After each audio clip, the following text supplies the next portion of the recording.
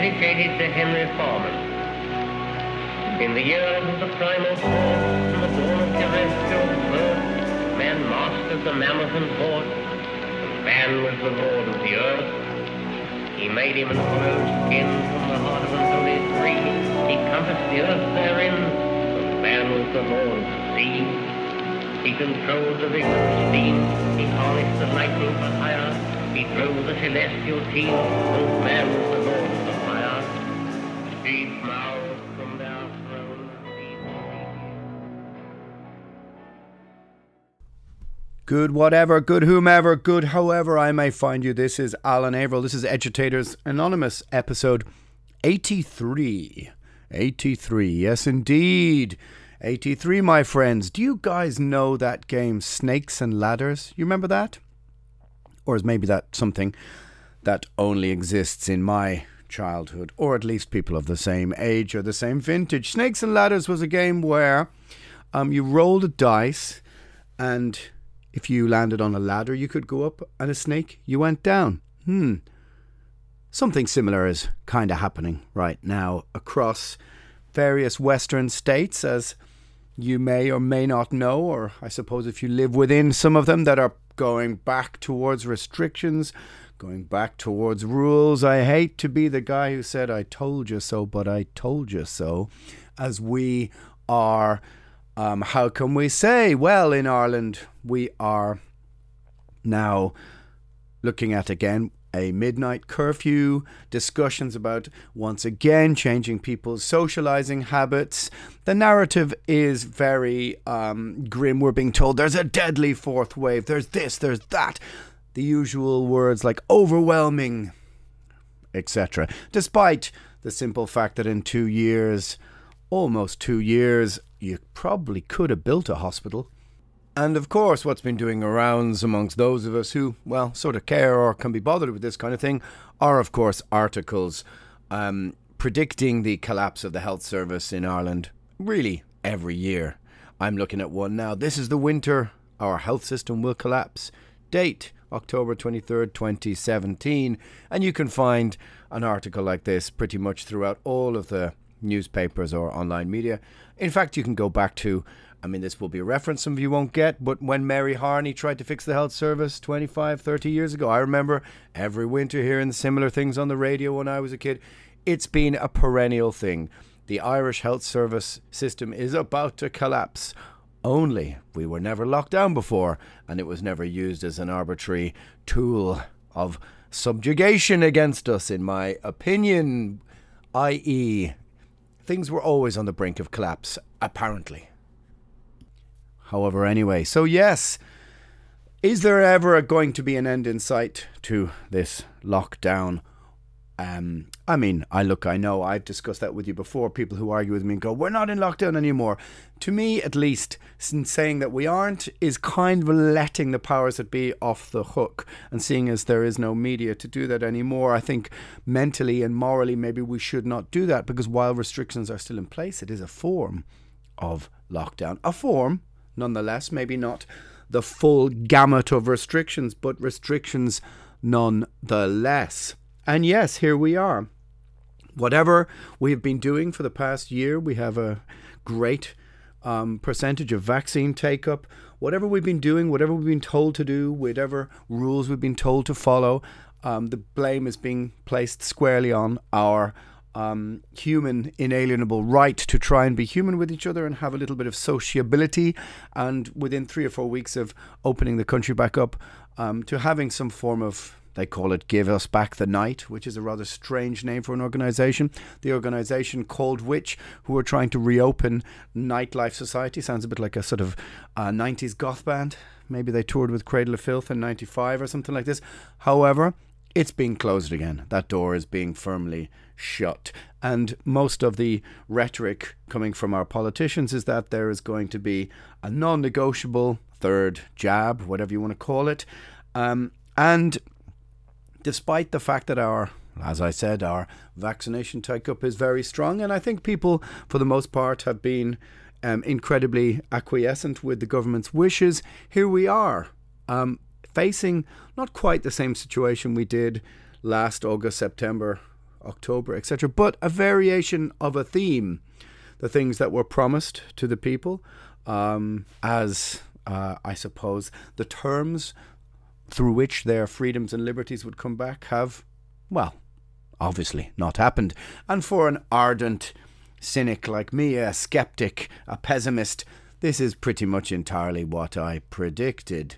So, in episode 83, are we back to where we were in episode 3 or 13 or 23? I mean, look, I get it. For the last couple of weeks, I've been sort of avoiding talking about this stuff. I did one podcast not so long ago, which was kind of looking back at things over the last 20 months and seeing what I maybe got right and what I maybe got wrong, what I overestimated, what we can put down to me being an ill-informed singer of a heavy metal band, which of course is also true. Like I said, I've never pretended to be anything else, and the podcast is just merely my stream of consciousness therein. But are we kind of, as I said, on the board of snakes and ladders, going up, going down, going back, going forward, 2 steps forward, 3 steps back, or is it 1 step forward, 2 steps back, whatever you want to call it? It does certainly feel a bit like that the people quietly and for the most part obediently, it must be said, and let us say maybe too obediently, followed the instructions because they simply wanted to be left alone and get back on with their lives. But that, as I predicted, doesn't seem to be possible, as I've said maybe 20 times in the podcast. Someone can show me, if someone can show me in the history of any nation, city, state, I mean, let's go back 1,000, 2,000 years in the history of any nation, city, state, from ancient Thebes to the city-state of Naples. Show me a moment throughout history. Let's go back to the Weimar Republic, whatever you want. Let's go back to just before the Spanish Civil War. I don't know. Show me a moment where the people gave away every single, not every single, but the greatest portion of their civil liberties and freedoms and got them back in one piece. And I would like to know that example, because that is simply not how history works. So however you may be irritated or annoyed at my point of view, history is on my side of the argument. Power does not give back the power that it takes, and that is the natural state of this world and has been so. As J.P. Mencken said, the average man does not want freedom, he wants to be kept safe. And today, with the edicts of our government, we see the same thing being handed down the line. So like I said, I promised to do something of a part 2 to the episode looking back over the past 20 months. Now 21 of living with the pandemic, with restrictions, with lockdowns, and examining maybe some of the things I got right, as I said, some I got wrong, underestimation, and try and take a look at them. So yeah, this is going to be a spicy meatball. Maybe the last few episodes, the last 5 or 10 or 15, have been leaning more into music. And I know that some people have been maybe a little bit somehow disappointed that I haven't been unveiling some new political rhetoric or being a little bit less angry. But maybe what happened is that simply I became weary of ringing the bell, a little bit weary of pointing out the emperor's no clothes, or pointing out that the emperor had no clothes and people going, stop, will you? It's not that bad. He's got some clothes on. I'm telling you now, he hasn't got any clothes on. And I got quite weary of that. So we had a lot of music chat. We had a lot of other chat like this. And it was well needed, a little bit of respite from the rhetoric. But this episode is going to be a little bit more about the implications of the moment. It's going to be me adopting a devil's advocate position. Now, I'm going to go through some things, some thoughts that have been running through my grey matter. Of course, they are indulged by how much time I have to mull over them. I appreciate if you've got a hectic schedule, a life, a 9 to 5, you've got kids to raise, you've got this, that, and the other. Some of my concerns will not be your concerns, and this is fair enough. And also, don't take me, as I said, entirely that deadly serious. These are thoughts, their musings, their ideas of what might happen, their potentialities, their a little lean into the Black Mirror episode we seem to be living through in a rather boring and mundane way from week to week. So, like I said, I'm going to adopt a few devil's advocate positions and throw them out there. It's going to be a spicy meatball. So let's get into it. The show is sponsored by www.metalblade.com. If you're in North America, use the promo code AAPodcast for 10% off.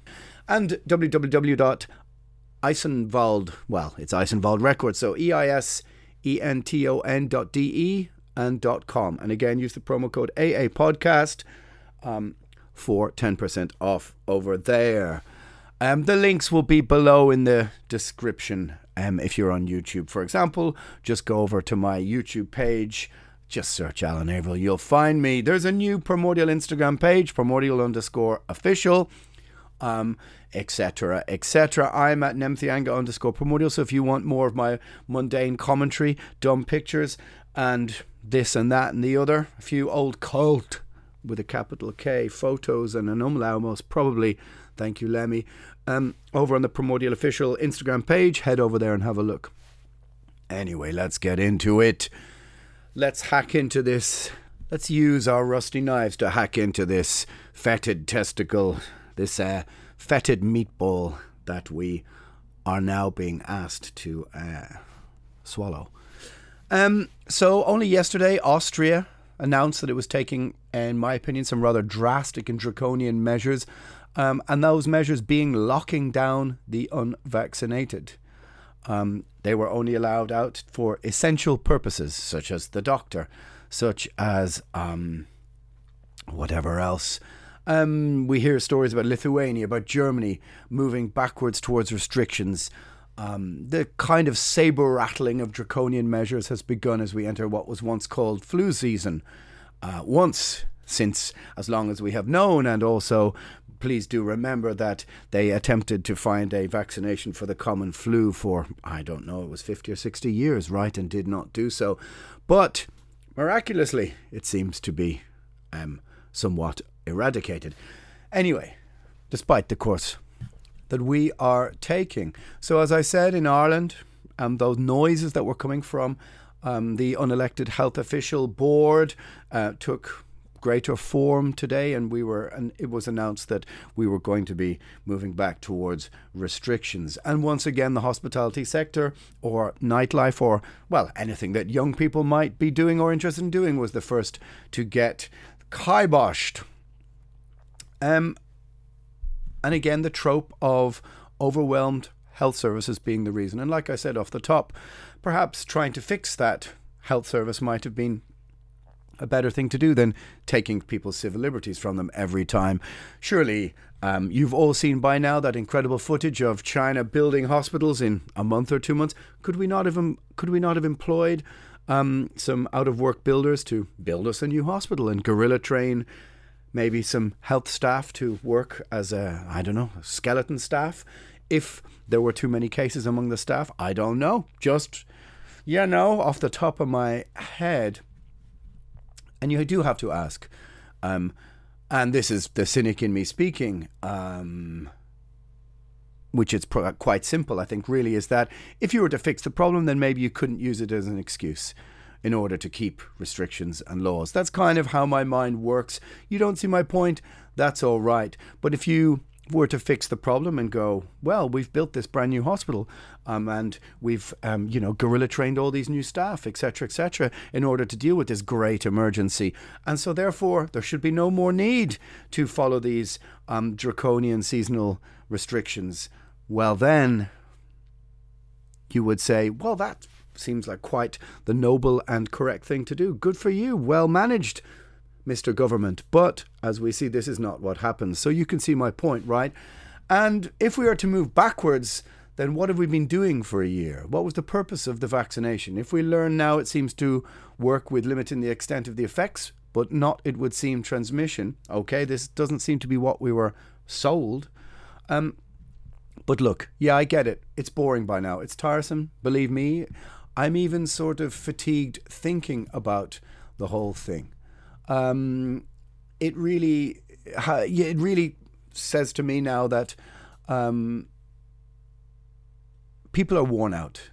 But it certainly feels like now, for those unwilling to believe it, I mean, I have my opinions that I've been laying out for over 80 podcasts. but under the ideal that skepticism is the only rational perspective on all things. And yet for that you are called a heretic. But how do we ever as a society get past this point? Move on, put this in the rear view mirror. Maybe life as it is now in my country, that we are now effectively a papers please society, that you need to show your papers to get into all manner of social spaces, despite what looks like a huge, as I said, vaccine take up, and with deaths having dropped off the daily fear figures to only be about cases, which is what we hear only about really. We only really hear about cases anymore. What part of this, and I hate to feel like I'm going backwards in time, is benign and what part is malign? What part is simple, old-fashioned social conditioning, and what part is, well, I would call them grifting politicians on the election cycle, stumbling over their own incompetence? How do we get the genie back in the bottle and strip, for example, unelected boards of health officials with, in my opinion, a vested financial interest in lockdown and restrictions continuing, who, in my opinion, are, it would seem, doing the bidding of Big Pharma? One only has to look at these recent stories saying that, the names of Big Pharma are making $1,000 a second from supplying these drugs to the West. And how do we manage to strip these powers divest them of the powers they have accrued? How did we get to this place? So this is what this podcast is going to be. It's going to be a bit of doom and gloom. It's going to be a bit of holding the position of devil's advocate. Like I said, just branching out and sort of trying to mull over a few ideas. Now, I hope that they don't make me sound mad. But, who could blame me for having gone a little mad? Is this just all prepping for a new society where we are encouraged to live inside? Online, in the metaverse, to work, to live and play all within four walls. The four walls you live in right now. Or am I being too melodramatic? Oh, surely, Alan, that's not the plan. Well, let's take a look at some of those ideas. I read what was actually a pretty amazing quote the other day, and it basically said, or something, let me try and paraphrase it. Is it as simple to say that the cost of overreacting to a hypothetical threat is less harmful than underreacting to an unknown threat? Now, let's just think about that for a moment, and I'll say it one more time. Is it as simple as saying that overreacting to a hypothetical threat is less harmful than underreacting to an unknown threat?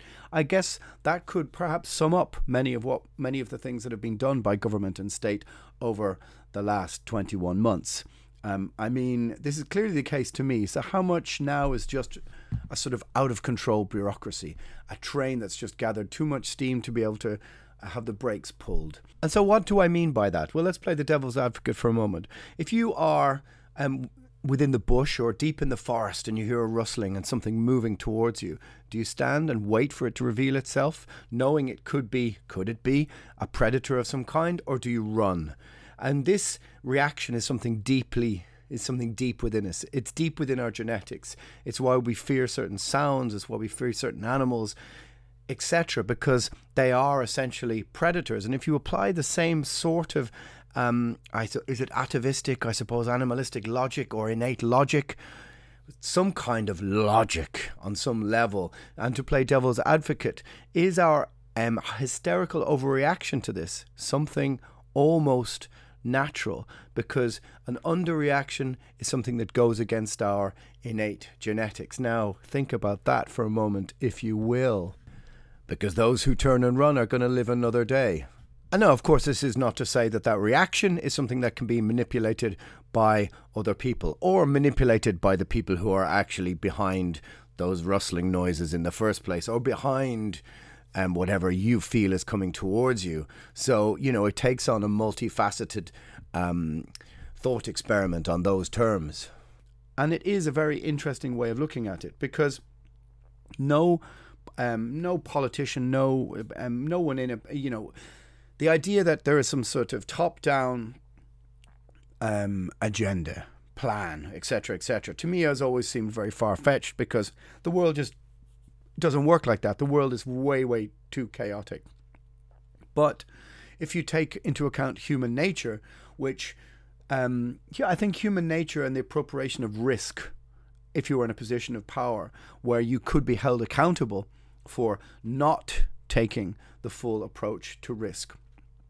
Now, does this mean, or does this absolve our politicians from some of the things that they've been doing, or our political class? Personally, I don't think so, because I think that that's what you pay them the big bucks for, or that's one of the reasons that they are in the position that they are, which is to try and make those decisions for the best of society.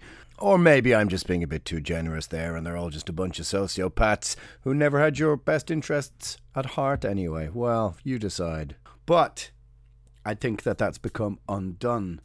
There are some rather disturbing dots I've been, well, maybe not quite connecting, but mulling over the last while. Let's say observing the dots and thinking about connecting them. Again, like I say and have to stress, I always consider the truth to be residing in the grey area and try to not let emotion get in the way of my internal debate. But maybe you, like me, watched the Black Mirror episode of the Facebook Meta presentation and a dot appeared right there in plain view. Couple that with the current climate emergency, which we are being bombarded with constantly. And I know I can't be the first person to consider a few Black Mirror style dots and connect and then reconnect them in my own grey matter. And as someone who grew up reading science fiction, maybe that sort of appeals to me a little bit more. But certainly there are dots there if you look at them now, whether they can be connected or whether it's just me connecting them because I have the time to connect them, I don't know. But I'm sure I'm not alone in wondering a few things that are happening. Firstly, let me just say, climate is important and there's a discussion to be had, and there is no doubt about it.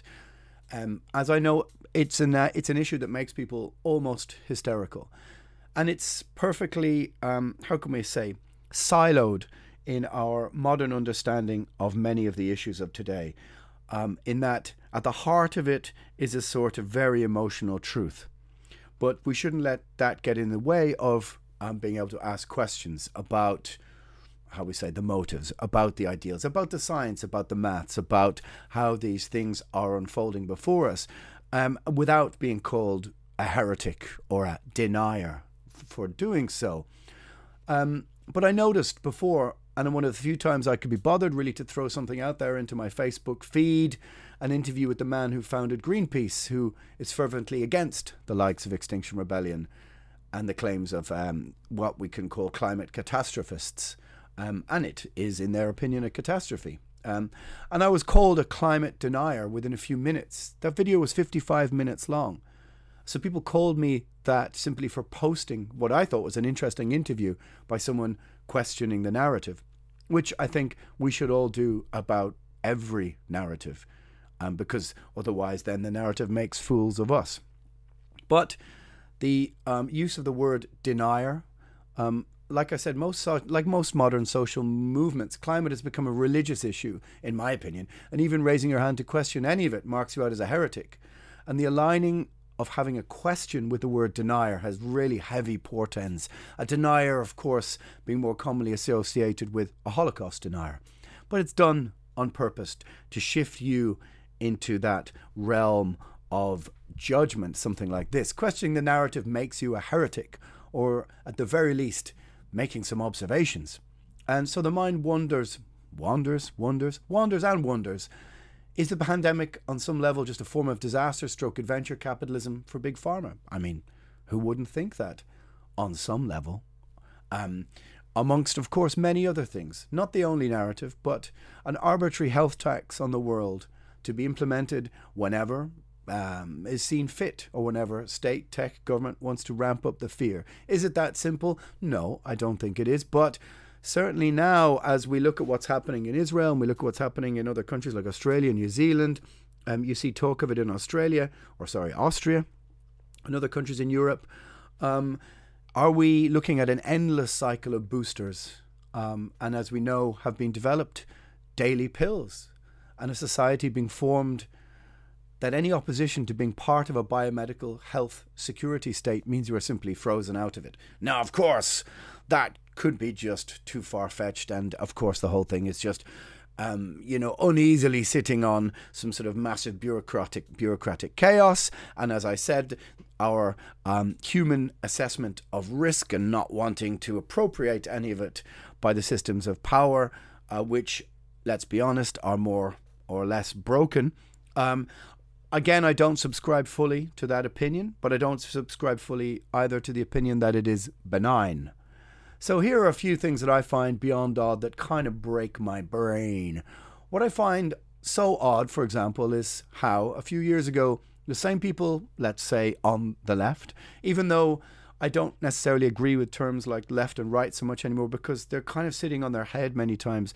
It's that horseshoe effect where sometimes the furthest reaches of every argument bend around till they almost touch each other at the other end. Think of the shape of a horseshoe. And I just wonder, are they really helpful anymore? But for the purposes of this podcast, let's just say that. And people on the left who still do discuss healthcare for all, Obamacare for all, etc., which I do agree with. I do agree that healthcare is a form of human right, and I disagree with, the way, for example, things are or would seem to be in the US. Anyway, some of those people are now openly calling for the unvaccinated to be locked down, as we see is happening in Austria, or to not be allowed treatment in hospitals. How can this be consistent? As we all know that a disproportionate amount of those who remain unvaccinated will be the most marginalized or poor in society. Surely the people that the left, or the new left, whatever you want to call them, purports to want to help. So how does that make sense? Often I said to people, big pharma caused the opioid crisis, or at least rewarded doctors or rewarded people for prescribing opioids. And more people die from this crisis than any other killer in North America, according to a documentary I watched the other day. What reason did most people end up taking these pills? Was it because hospital treatment was too expensive because of their healthcare system? Which brings me back to the same argument. And now the same people are placing their trust in the same companies. And doesn't that well seem like a massive cognitive dissonance? And somehow me asking questions about that makes me anti something or anti this. I'm not anti any of these things. I do believe that healthcare is a human right in the, let's call it, I suppose, the Bismarckian tradition or something like this. I don't believe that there should be a two-tier health system for the haves and the have-nots. And my feelings on that are very old school left in that sense. But yet I see people on, people online screaming about how the unvaccinated shouldn't be allowed treatment in hospitals. Think about the cognitive dissonance that allows that to be your argument. Very strange to me. It surely makes me a more rational human being, does it? I don't know. And given the track record of the last, well, no doubt, of many of your lifetimes, institutions of power and state and pharma, on all of the recalls, on all of the things that traditionally people would have held them accountable for, I find this quite incredible.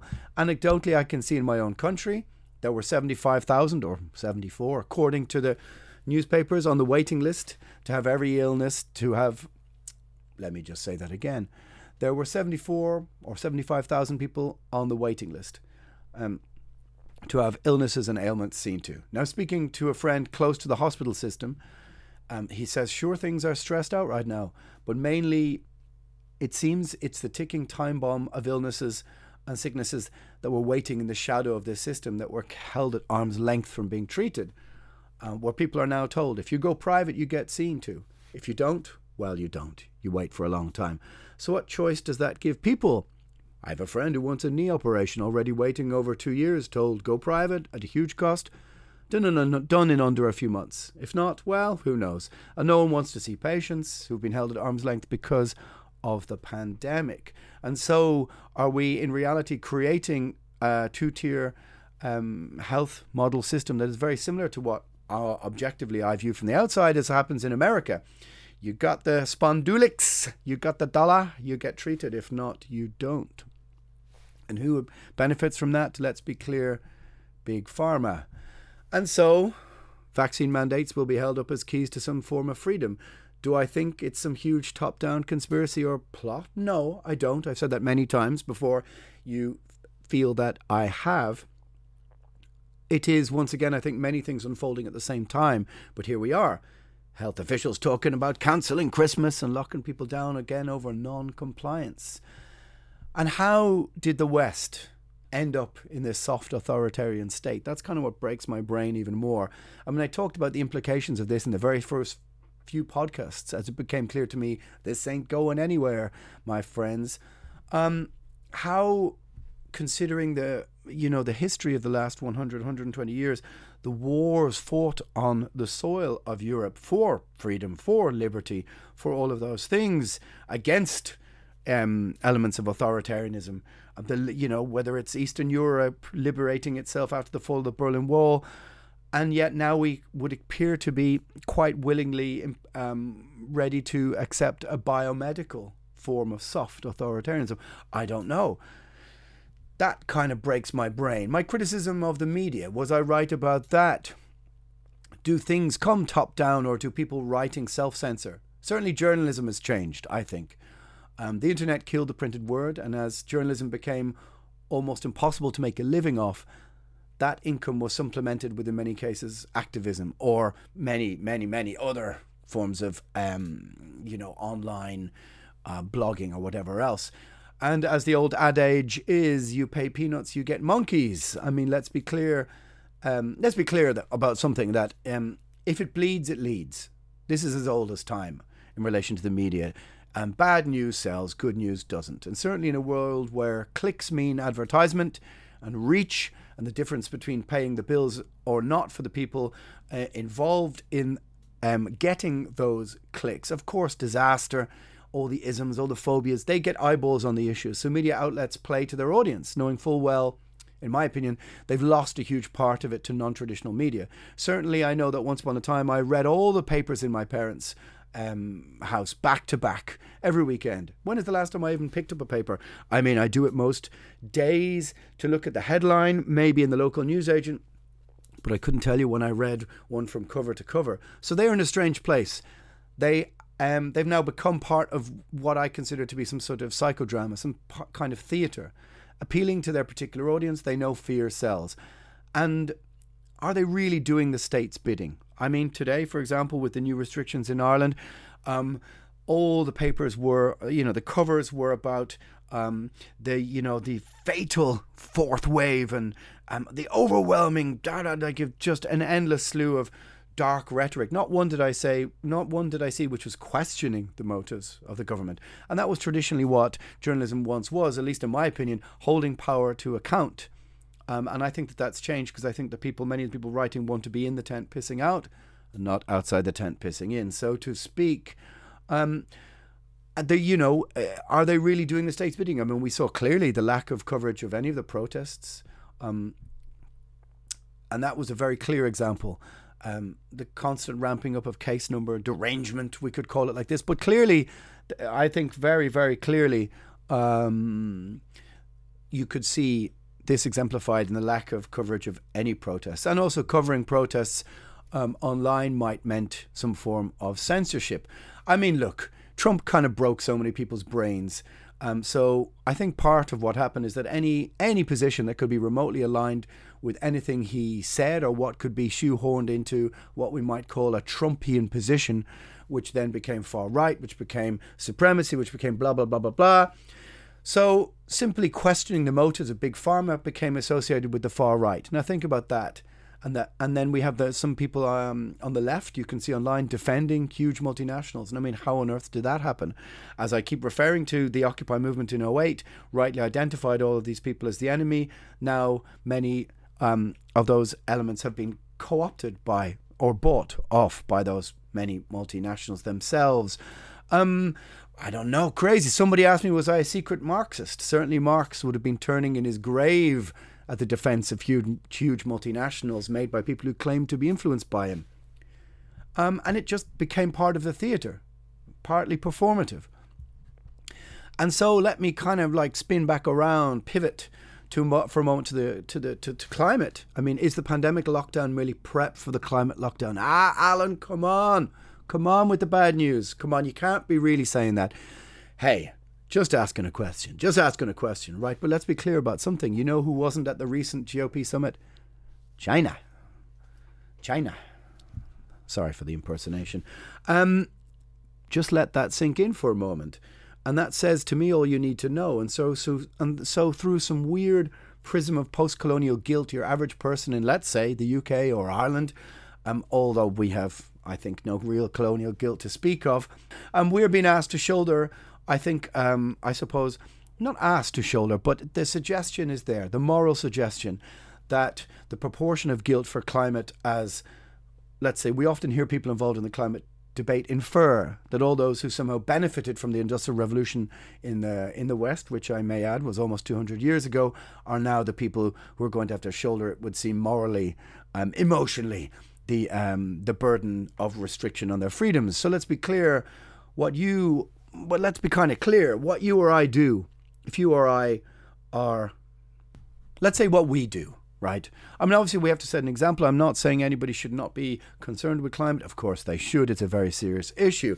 But let's just say, for example, as lone citizen in Sweden or Finland, what you do in relation to these things matters considerably less than the output of a Chinese concrete factory or development in the Second World. Now, that's a complicated question and pretty difficult to find an answer to. But is this perhaps how it will be sold to you? Stay inside to save the world. I mean, yeah, of course, it sounds like a plot of a Black Mirror episode, right? But hear me out as I play the devil's advocate again and poke the bear. If you examine really what the meta Facebook world is suggesting, or rather maybe laying claim to the right to enforce, and I don't know if any of you saw that Facebook metaverse presentation. I mean, this was straight out of the Black Mirror playbook. But what it was suggesting is that the future is unavoidably going to be people absorbing the reality that they live, or will live to a large proportion, indoors. I mean, to me, this sounds like in fresh hell, atrophying indoors with headsets on, or maybe retina screens living in the meta world. Already, we know people are already buying online real estate.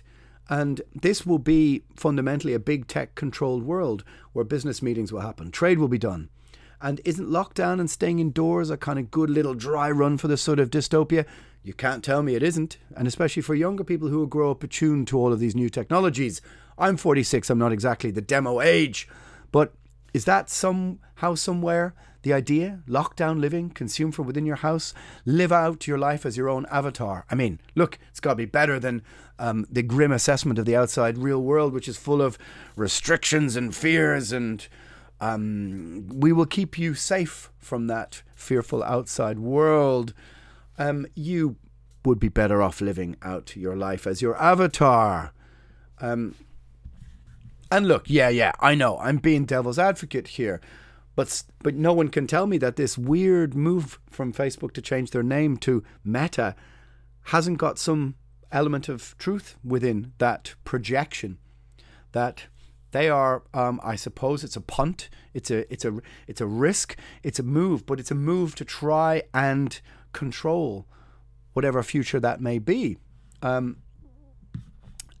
I mean, if that's this strange dystopian future, you've got to ask yourself, who's going to have kids within that? Well, hey, I don't know. I mean, look, I'm playing the devil's advocate here, and I'm being pessimistic, and we could say hyperbolic and a bit over the top. And yes, of course, that's true. That's part of the podcast. The name is Agitators Anonymous, but I'm not the only one seeing these connections, as tenuous as they may be to some people. And in a world of incompetent chaos, I readily admit that it's not so easy to draw the connections between the dots. But the dots are there if you see them. And I have said many times, I think the world is simply too chaotic and all over the place for some kind of top-down decree. But you know what? Here we are. No one can tell me that the liberties and freedoms taken from people are going to be returned as they were handed over. Too much power and wealth has now been centralized. And yet the same people who claim to champion the working class stood by while their small and medium-sized businesses got shut down. The pajama party. Luxury hermits, whatever you want to call it. Whatever vaguely offensive term there is. But what I mean by that is people who can work from home, work in their pajamas. And this is the most telling thing for me, because I think it's a class issue. And I think class is still one of the most important things that there is in modern society. I think so. The online class, the tech people, those who could work in their pajamas, scoffed and mocked people who wanted to go out to work, learn to code or whatever else. Right? Create a new business online. Who cares if your family business of 40, 50 years went up in smoke? Do you want your grandmother to die? Screamed the pajama people. Because it suited them. Lockdown wasn't that far removed from the lives that they were living anyway. And they seem to be the ones shouting for more restrictions, for lockdown to keep on rolling. And there is definitely a battle going on between those of us who want to live, to be left alone by state and tech and institutions of power and governance, to not have them involved in every aspect of life and rule over it, and create this sort of huge biotech state which has its fingers in every orifice of your life, so to speak, although that might sound appealing to some of you. And this idea that somehow out of that would be created a world without risk, without sickness, without threat. And you know, the people saying that are, in fact, the people who are, I think, posing the greatest threat, as in the institutions of power, tech, and governance. And you know, that world might be coming, the meta world might simply be the world for those people. The neurotic amongst us jumped and we all had to follow. Fear dethroned freedom of speech and dissent became a dirty word. And how easily politicians who claimed to have stood for something changed with the wind, changed with whatever they thought public opinion would be. And maybe the simple truth is that many people simply want authoritarianism. It's easy to not worry about what's for dinner when you only have one thing on the menu, right? Yeah, okay, that's a pretty simplistic way of looking at things. But maybe this meta world is the world that, you know, the correct place for people who want to try and have a life without risk. I mean, we can connect another dot to all of the, how shall we say, hugely funded institutions that are attempting to regenerate cells and defeat death. If you connect those dots, then it presents a rather strange dystopian Black Mirror future, which thankfully I may not live long enough to see. Well, although who knows. But right now, that would appear to be the world. Some element of the world that some people want in the here and now. The be kind mantra would really seem to mean be kind and hand over your liberty and freedoms, and please stop shouting about it. Don't make a fuss. Personally, I would rather take my chances out there in the real world, take some risks and do some living. As to me, liberty is the most important word in the English language.